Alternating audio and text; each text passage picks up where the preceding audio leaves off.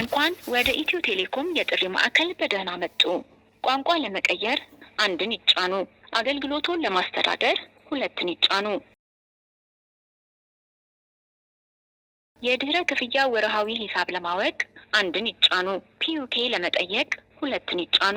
አጭር ቁጥሮችና ፔመንት ኤፒአይ አገልግሎቶችን ለማቋረጥ ሶስትን ይጫኑ። ለአሻም ቴሌ አራትን ይጫኑ። የራስ አገዝ ይለፍ ቃል ለመቀየር አምስትን ይጫኑ። ለወዳጅ ዘመድ ጥቅል ስድስትን ይጫኑ። የአገልግሎት ቁጥሩን ለማቆየት ሰባትን ይጫኑ። መረጃውን ለማሻሻል ስምንትን ይጫኑ።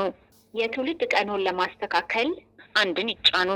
የትውልድ ቀኑን ለማስተካከል ቀን፣ ወር፣ ዓመተ ምህረት አድርገው ያስገቡ።